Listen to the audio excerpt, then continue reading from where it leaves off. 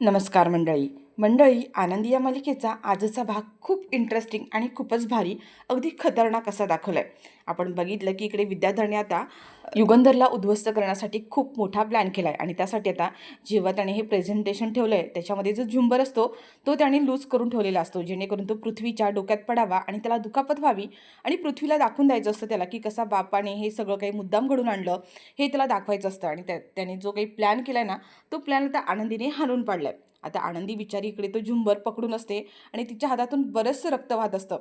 पण हा विद्याधर इतका क्रूर दाखवला आहे की त्याने अक्षरशः त्या रश्शीवरती तेल ओतलंय आणि आनंदीच्या पायाखाली सुद्धा तेल ओतलंय. पण मंडळी, आता आनंदीने कसलीही हार न मानता विद्याधरचा हा जो काही डाव आहे, कटकारस्थान आहे, ते हाणून पडलाय आणि विद्याधरचा हा खरा चेहरा आहे ना, त्याने पृथ्वीच्या आणि युगंधरच्या समोर आणलेला आहे आणि अख्ख्या मीडियासमोर विद्याधरची वाट लावली आहे. आता नेमकं आनंदीने असं काय केलंय आणि युगंधरने आनंदीची कशा प्रकारे साथ दिली आहे, हे सगळं काही आपण आज डिटेल्समध्ये पाहूया. तर मंडळी, आजचा भाग खूप इंटरेस्टिंग आहे, त्यामुळे थोडाही स्किप न करता शेवटपर्यंत पहा. आणि चॅनलवर नवीन असाल, चॅनलला अजूनही सबस्क्राईब केलं नसेल तर चॅनल आत्ताच सबस्क्राईब करून घ्या, म्हणजेच मालिकांचे असेच येणारे रोजचे नवीन अपडेट आणि व्हिडिओज सगळ्यात आधी तुम्हाला आपल्या चॅनलवर पाहायला मिळणार आहे. तर मंडळी, आपण कालच्या भागात पाहिलं होतं की मिताली आणि पृथ्वीने त्याने जे काही प्रोडक्ट बनवले ना, त्याचं सॅम्पल तर आणलंय, पण त्याने सगळ्यांसमोर आता खूप मोठी अनाउन्समेंट केली आहे. म्हणजे पृथ्वी म्हणत असतो की आपल्या ब्रँडला एक मॉडेल लागणार आहे आणि एक ब्रँड अँबॅसेडरसुद्धा हवी आहे. तर मिताली म्हणते की एवढ्या लवकर आपण कुठून आणणार आहोत मॉडेल? तर पृथ्वी म्हणतो की माझ्या नजरेत एक मॉडेल आहे आणि ते आपल्या घरीच आहे. आता इथे जी शिल्पा आहे तिला वाटतं की पृथ्वी आता आपलंच नाव घेईल, पण पृथ्वीने ते आता आनंदीचं नाव घेतलंय की आपल्या ब्रँडची ब्रँड अँबॅसेडर आणि मॉडेल आनंदी असणार आहे. आणि या गोष्टीचा आता ना शिल्पाला प्रचंड राग आलाय. तिला ना खूप जळफळाट होत असतो आणि ती आनंदीकडे रागारागाने पाहते.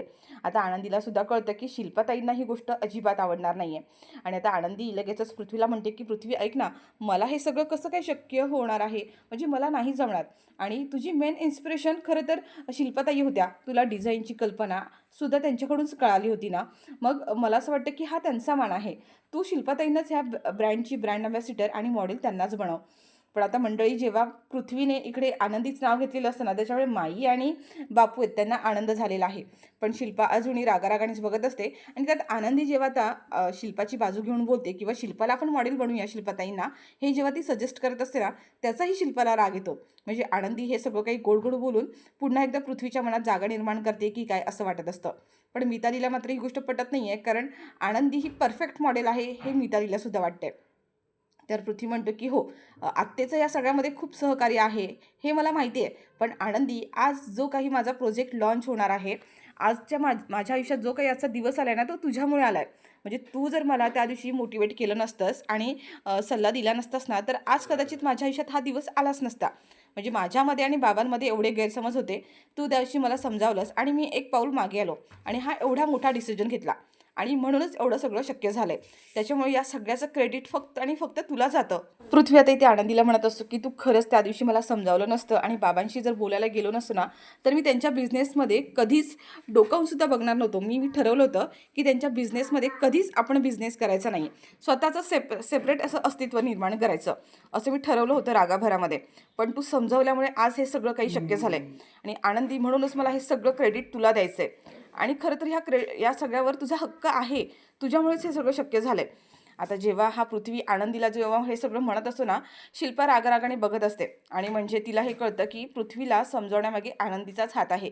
आणि खरं तर हे शिल्पाला बघवतच नाही आहे. म्हणजे पृथ्वीसुद्धा आता आनंदीशी चांगलं वागतोय. त्याच्यानंतर मिथालीसुद्धा हे सगळं आनंदीचं कौतुक करत असते. मितालीसुद्धा म्हणते की आनंदी, खरंच तू त्या दिवशी जर दादाला समजावलं नसतंस तर आज हा दिवस आलाही नसता. आता इतकं कौतुक चाललंय आनंदीचं की ते आता शिल्पाला अजिबात बघवत नाही आहे. आणि शिल्पा म्हणते, बस कर, तू का हिचं एवढं कौतुक करतोयस? काही हिच्यामुळं झालं नाही आहे. आज जो काही दिवस तुझ्या आयुष्यात आलेला आहे आणि एवढं तुझं जे काही सक्सेस आहे ना, ते फक्त तुझ्या आईच्या आशीर्वादामुळे झालंय.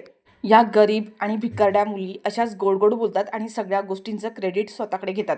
तुला हिला सगळ्या गोष्टीचं क्रेडिट द्यायचं काही गरज नाही आहे. तुझ्या आईच्या संस्कारांमुळे आणि या सगळ्यामुळे आज तू ह्या गोष्टीपर्यंत पोहोचलायस. आता बिचारी आनंदीला ही शिल्पा तिचा खरंच सगळ्यांसमोर अपमान करते. बापूंना, माईंना सगळ्यांनाच वाईट वाटतं. पृथ्वी आता इथे आत्याच्या जवळ येतो आणि म्हणते की आत्या शांत हो, शांत हो, मी तुला सगळं काही सांगतो. मला मान्य आहे की तुझे काही प्रॉब्लेम्स आहेत, पण मी समजू शकतो. पण आजचा दिवस जो काही माझ्या आयुष्यात आला आहे ना, तो खरंच आनंदीमुळे आला आहे. मला माहिती आहे की माझ्या आईचे खूप चांगले संस्कार आहेत, तिचा आशीर्वाद आहे. पण आज मी जो काही डिसिजन घेतला आहे, तो फक्त आणि फक्त आनंदीमुळे घेतलेला आहे. आणि म्हणूनच मला वाटतं की ज्याचं जे क्रेडिट आहे ना, त्याचं त्याला ते मिळायला हवं. आणि खरंच ह्यामध्ये आनंदीमुळे हे सगळं शक्य झालं आहे. मग तिचं क्रेडिट तिला द्यायला नको का? आता हा पृथ्वी इथे शिल्पाला समजावत असतो. मितालीसुद्धा म्हणत असते की आत्या खरंच दादा बरोबर बोलतोय. त्यावर पृथ्वी म्हणतो, आत्या मी काय म्हणतो की सगळ्यात आधी आनंदी रॅम्प वॉक करेल. ती गेली की आनंदीनंतर तू कर. म्हणजे पहिला आनंदीचा राऊंड झाला की सेकंड राऊंड हा तुझा असेल. आता मात्र ही गोष्ट ऐकल्यानंतर शिल्पाला अजूनच राग येतो. म्हणजे आधी तो मान आनंदीला मिळणार आणि मग तो मला. म्हणजे हा तिचा इन्सर्ट आहे आणि ते तिला अजिबात मान्य नसतं. ती म्हणते, पृथ्वी काय बोलतेस तू? मला हे अजिबात मान्य नाही आहे. मी रॅम्प वॉक करणार नाही. आणि अशी शिल्पा आता सरळ सरळ नकार देत असतो. पृथ्वी म्हणतो, आत्या असं काय करतेस प्लीज माझ्यासाठी? आजचा दिवस माझा आहे आणि माझ्यासाठी तू एवढं पण नाही करणार आहेस का?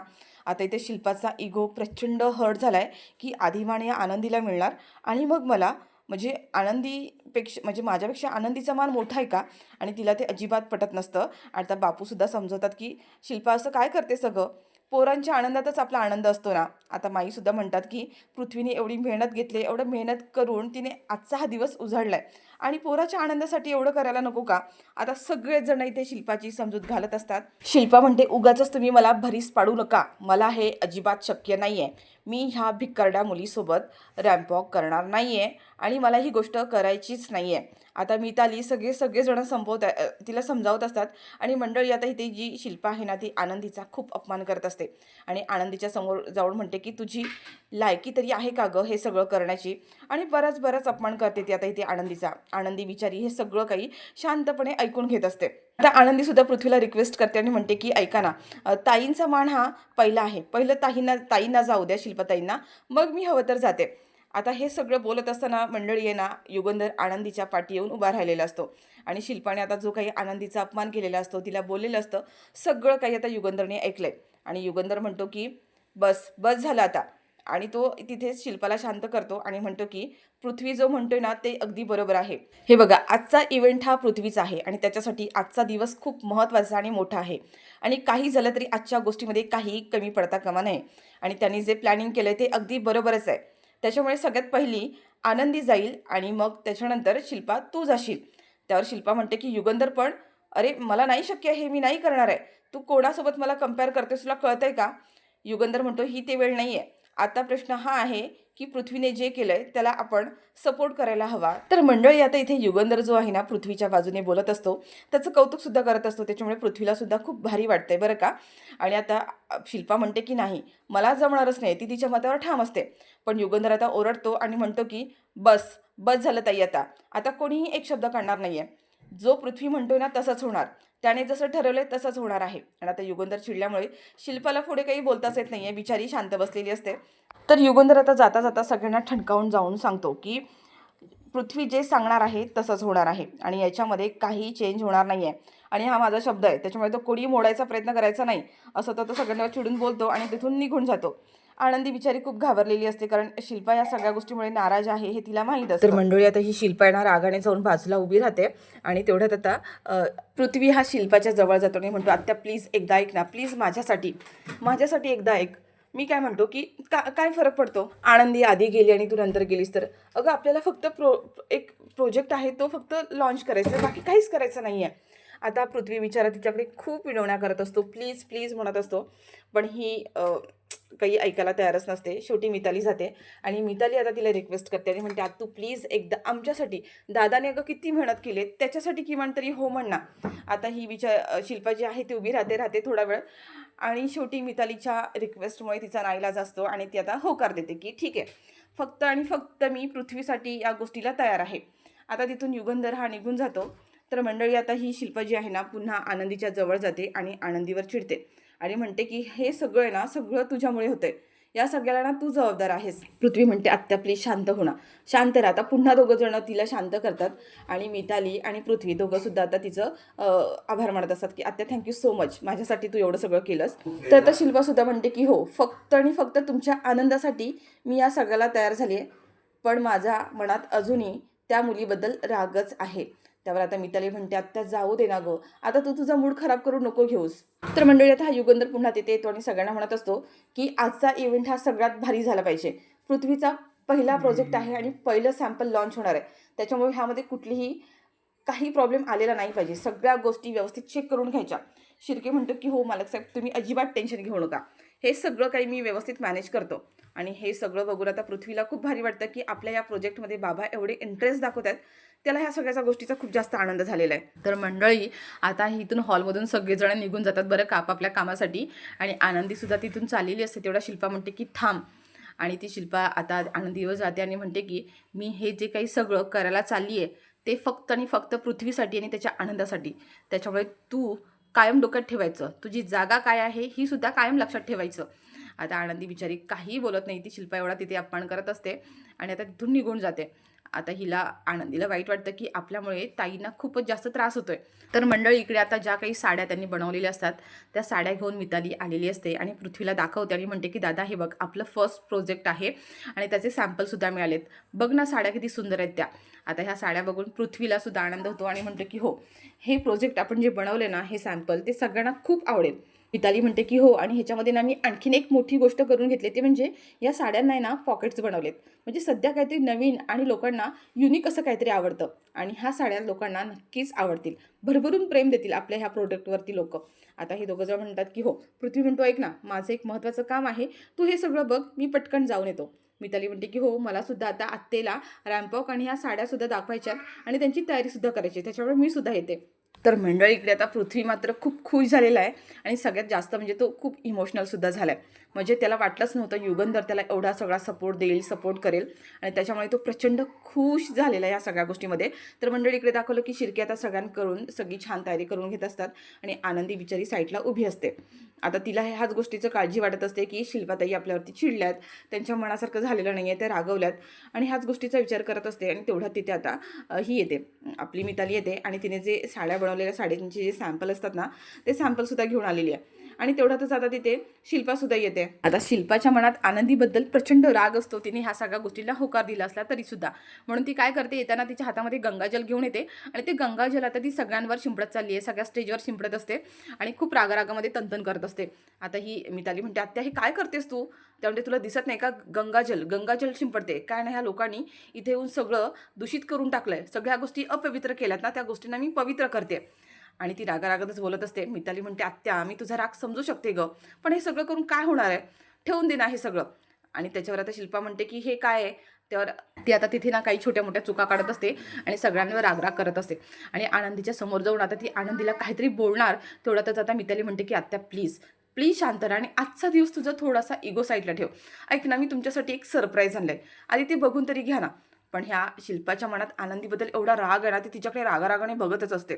आणि ही बिचारी सुनीतासुद्धा बघते आणि म्हणते की शिल्पाताई किती आनंदीचा राग करतात आहेत. तेवढ्यात मितालीने आणलेल्या त्या साड्यांचे बॉक्स आहेत ना, तिथे ओपन करते आणि ती शिल्पाला दाखवते आणि म्हणते की आत्या हे बघ, किती छान आहे ना ही साडी. आता शिल्पा ती साडी बघते आणि म्हणते हो खरंच खूपच छान साडी आहे. आणि आता ती साडी घेऊन मिताली आहे ना, ती आनंदीच्या जवळ जाते आणि आनंदीला सुद्धा आता ती साडी दाखवते आणि म्हणते की आनंदी बघ ना.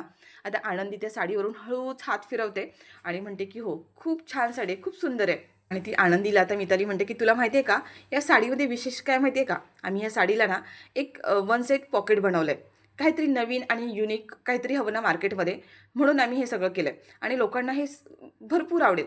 आनंदी म्हणते की हो खूप चांगली साडी आहे. आता आनंदी आणि शिल्पा दोघीसुद्धा त्या साडीचं भरभरून कौतुक करत असतात आणि मिताली म्हणते की हो, आणि दादाचा हा प्रोजेक्ट आहे ना सगळ्यांना खूप आवडणार आहे. तर मिताली म्हणते की काय ना, ह्या साड्या बघून आमच्या तुमच्या दोघींचे सुद्धा मूड खूप चांगले झालेत, त्याच्यामुळे आता आपण एक काम करूया, आम्ही दोघींना सुद्धा तुम्हाला ना रॅम्पवॉक शिकवणार आहे. आता चल, सगळ्यात आधी पहिलं ना मी तुला दाखवते. आणि मिताली आता ह्या शिल्पाचा हात धरते आणि तिला आता स्टेजवर घेऊन चाललेली असते. शिल्पा म्हणते कशाला. शिल्पा म्हणते अगं असं काय करते सात्या, आपल्याला प्रॅक्टिस करायला नको का, संध्याकाळीच आपलं प्रोजेक्ट लॉन्च होणार आहे ना. आणि ती आता आनंदीला आणि शिल्पाना दोघींना सुद्धा स्टेजवर घेऊन जाते.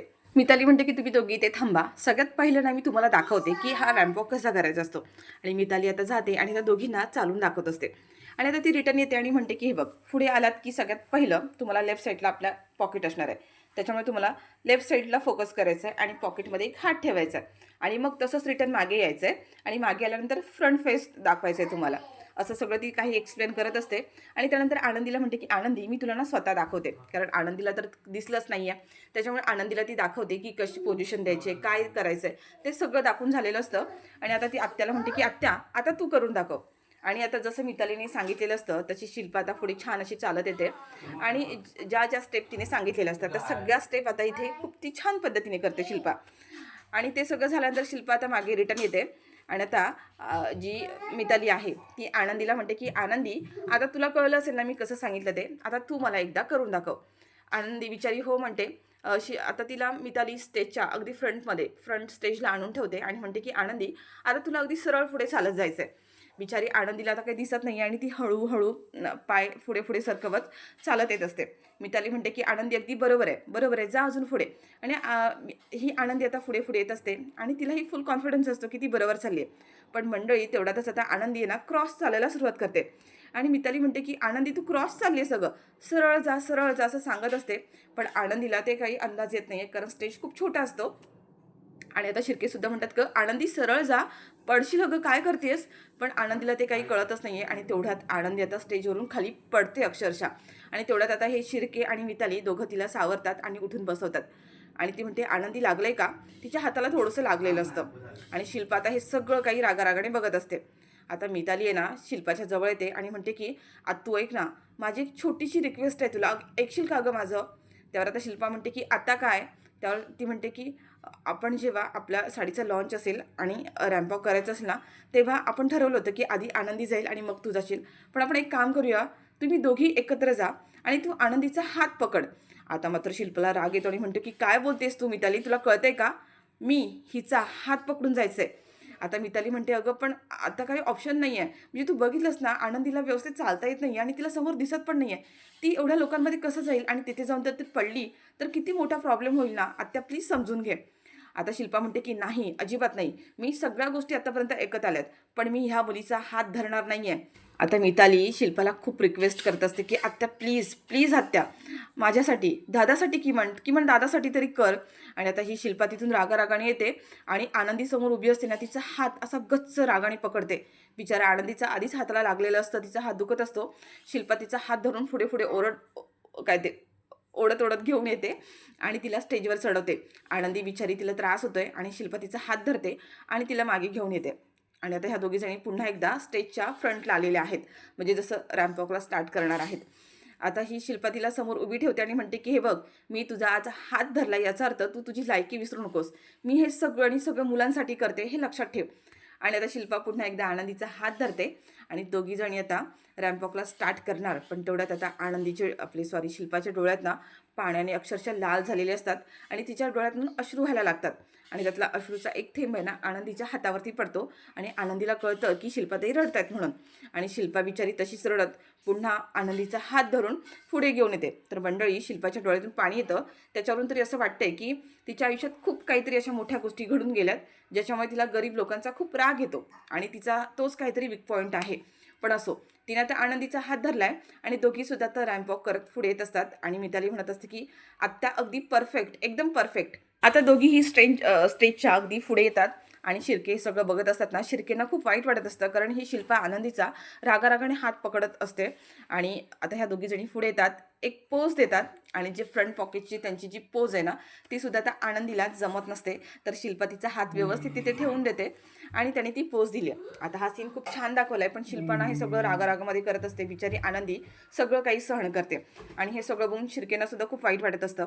पण मिताली म्हणते की छान, अगदी छान पोज दिली तुम्ही दोघांनी. तर मंडळी, आता शिल्पा जशी आनंदीला घेऊन पुढे गेलेली असते तशीच ती तिला आता घेऊन मागे येते. आणि जसं त्यांचा रॅम्प वॉक संपतो तसा आनंदीचा राग हा त्यांना ती रागाने झटकून देते. तर मिताली म्हणते छान, परफेक्ट, आपल्याला अगदी असंच हवं होतं. आणि आता ह्या दोघींचा रॅम्प करून तर झालाय मंडळी. पण इकडे ज्या पद्धतीने शिल्पा चिडलेली असते, तिच्या डोळ्यात पाणीसुद्धा असतं, राग असतो. आणि आता ती आनंदीला तिथे सोडते आणि रागारागाने तिथून निघून जाते. आनंदी सुद्धा बिचारी तिथेच आता शांतपणे उभी राहिलेली आहे. आणि शिल्पा आता जाता जाता मितालीला चिडते आणि म्हणते की हे सगळं आहे ना, सगळ्या गोष्टी माझ्या मनाविरुद्ध घडतात आहेत, पण मी हे सगळं फक्त पृथ्वीसाठी करते. आणि तिला मितालीवर खरंच खूप चिडलेली असते. मिताली समजवते तिला, पण आता ती कोणाचं काही ऐकत नाही आहे. मिताली म्हणते की आत्या थोडी शांत राहणार, डोकं शांत ठेव. पण शिल्पा कसली शांत होतीये. आता तेवढ्यात मागे युगंधर आलेला असतो आणि युगंधरसुद्धा हा सगळा प्रकार पाहतो. आणि युगंधरला कळतं की शिल्पाची आता काय चिडचिड होते, पण तो काहीच बोलत नाही आहे बिचारा. आणि त्या शिल्पा लगेच म्हणते की तुम्ही ह्या मुलीला का घेताय? तिच्या डोक्याला पट्टी बांधली आहे, ही पट्टी बांधून तिथे जाऊन रॅम्प वॉक करणार आहे का? त्यावर ही मिताली म्हणते की अगं आता त्याचं काही टेन्शन घेऊच नकोस ना तू. मी डॉक्टरना फोन केला आणि डॉक्टर म्हणाले की तिची पट्टी आपण आजच काढून देणार आहोत. शिल्पा म्हणते पट्टी काढणार, पण डोक्याला जखम झाले त्याचं काय करणार आहे? मिताली म्हणते मी ते सगळं मॅनेज करेन ना, तू नको टेन्शन घेऊ सात्या. पण आता काही झालं तरी शिल्पाला आनंदी ही मॉडेल म्हणून नको हवी असते तिच्यासोबत, आणि म्हणून ती काही ना काही कारणं शोधत असते. पण मिताली म्हणते आत्या तू का टेन्शन घेतेस? मला माहिती आहे तिचं व्रण दिसणार आहे, पण ते सगळं मी मॅनेज करणार आहे ना, तू इतकी का काळजी करतेस? पण शिल्पा म्हणते तुम्हा लोकांना कळतच नाही, एवढे सगळे गेस्ट येणार आहेत, एवढे लोक मोठमोठे लोक येणार आहेत, ते लोक हिची साडी बघणार आहेत की हिच्या डोक्यावरची जखम बघणार आहेत? पण आता मिताली मात्र तिचं काही ऐकून घेत नाही आणि शिल्पा तर रागारागाने तन करून तिथून निघून जाते. आणि त्याच्यावर आता आनंदी मितालीला म्हणत असते की शिल्पाताई जे बोलतायत ना ते अगदी बरोबर आहे. माझ्या डोक्याला पट्टी आहे, त्या डोक्यावरची जखम, हे सगळं मला नाही जमणार आहे.